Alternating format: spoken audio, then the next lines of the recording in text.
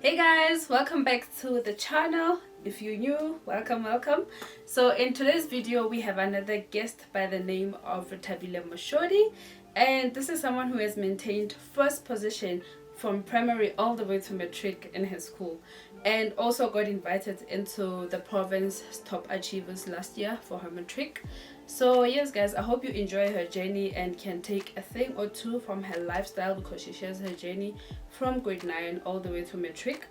Then for people that want to get into medicine, this is someone who got into medicine straight from matric, based only on grades. She didn't do any extramural activities. Without any waste of time, I hope you guys enjoy the tips that she had to share and her journey, and everything that she shared basically.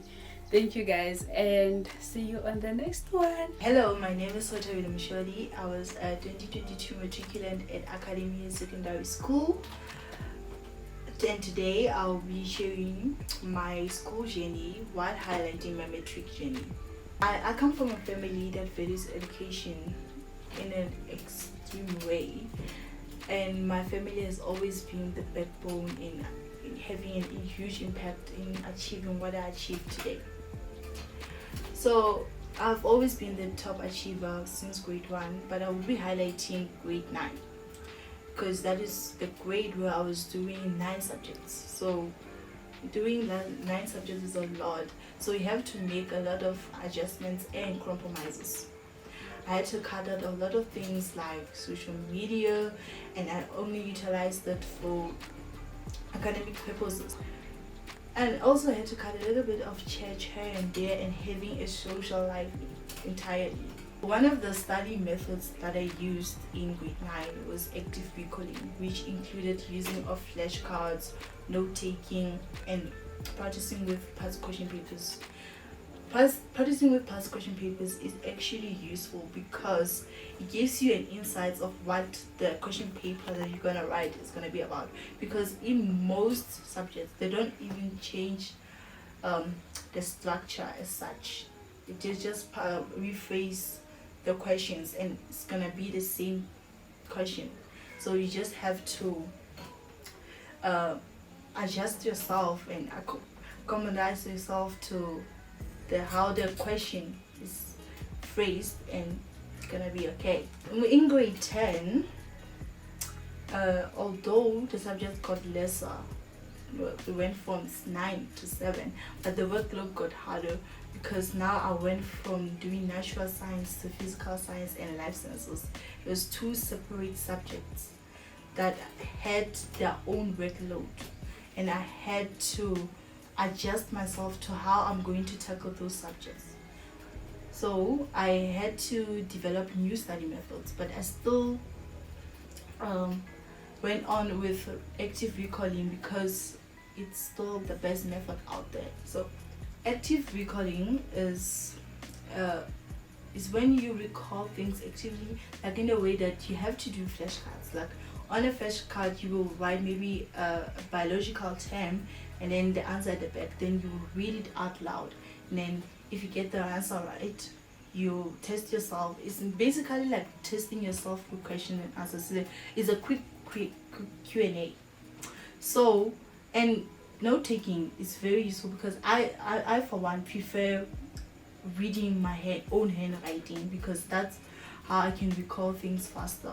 So I developed a study timetable, and I had to have discipline to it. So in grade 10, although the subject got lesser, but the workload got worse. So I had to make a study timetable to adjust to the new subjects. So I made time for each and every subject. Now there was no like LO is easier, so I just give it less time. So I had to make time for each subject equally, and that included including slots in my Saturdays and my Sundays. I want to jump right to grade 12 because this is the highlight of the video. So in grade 12, because I went into matric with the mentality that I want 7 distinction, because that was my aim from the get-go, I had to make a lot of efforts compromises, sacrifices. So I cut out social media entirely and only utilized it for academic purposes only. I had to be very, very disciplined when it came to that. I also had to develop new study methods, and I was part of the camps in grade 12. I was part of the psycho camp and the talent development program. So from there, I noticed that people have habits, like people went relaxed, like even on their free time they studied. They went an extra mile, even when classes ended at 8 o'clock. Some will sleep at 8, some will sleep at 9, at 12. There were different times, so they went an extra mile. So I took those strategies and put them into our own, used them in our own camp, that the one we had at school for trial and finals. And it actually had a huge impact in achieving what I achieved today, because I was able to be more prepared instead of panicking on the day of the exam. And in Matric, I didn't have a lot of, in fact, no, I did not have any extramural activities. The only activities that I ever took in were academic competitions, because then they gave me more, they gave me an objective, like a will to study more in those subjects. Preparing for my finals, I had to cut out my sleep then, because sleep, the program at the incubation ended at 9 o'clock. No, I'm lying, 10 o'clock. So I had to wake up at 1, because I would often feel guilty, like even though I knew I was fully prepared for this exam, I studied a lot, the guilt was there, like, no, you didn't study a lot. So I would wake up at 1 o'clock, then I will not sleep actually until 5 o'clock, because at 5 o'clock we had to bath and prepare for the exam. So that 4 hours I was refreshing my mind, doing a little bit of touch up. Even the questions or the topics that I thought were useless or worth less marks, I was like, this is the time to oversee them, because you never know, because the final exam is always full of surprises. So, and not to suffer, did not suffer from exhaustion, because I made BioPlus, Rethabile, my friend. I do not recommend that, because it's a lot of caffeine, but then if you're not used to caffeine like myself, you only wake you up. And then my advice for the matriculants of 2023 is that study hard. I don't know how many people will tell you this. Teachers, the principal, everybody, your parents, they're going to tell you this throughout the year, that study. And let me tell you, it has its benefits. One day you find yourself, and in fact next year, not one day, next year you will find yourself sitting with a certificate that you want. There's nothing more thrilling and exciting than having a statement, a civic result that you actually wanted and you know that you worked hard for. And sacrifice sleep, guys. If you're gonna sleep more than 5 hours, if you're in Matric, you're playing, because don't do it every day, but once in a while, like maybe 3-4 times a week, sleep lesser, make more time for your books, because it's actually gonna benefit you. Start early, be fully prepared. Starting earlier actually has its benefits. Maybe, like unlike me, you won't have to wake up at 1, but now it was because of guilt, even though I studied earlier. Of course, Matric, it's not all sunshine and rainbows and roses and all those stuff, but then again, nobody said it was going to be easy.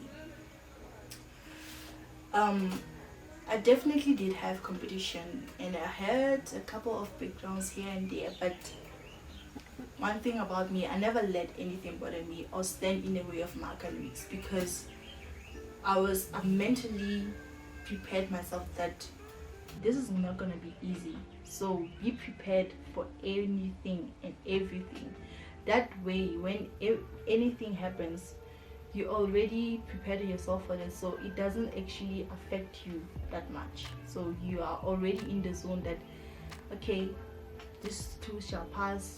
I'm gonna study hard, gonna work hard. So I'm going to be studying medicine. So the reason why I'm gonna study medicine, I actually have various reasons, but I'll start like in grade 10. I fell in love with life sciences. It was so fascinating learning about the human body, the bones, the skeleton, like seeing all those parts. Like it was fascinating, like, okay, this is how actually we are. So it was fun, and I wanted to learn more about this, so hence I went into the stream of medicine. And also it's due to personal reasons, which I'm gonna share now. So in my family, most of the people that have died, they died of diseases because they were sick.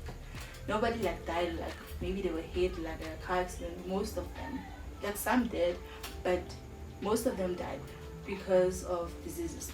And then what prompted me to like go into medicine, like seeing my uncle being sick, because he will, and my grandmother too, my grandmother and my uncle, since they were so sick, and seeing them struggle so much, I wished I knew, I had knowledge of medicine to help them. And it broke my heart every day, literally seeing them go through those suffering, and it was overwhelming.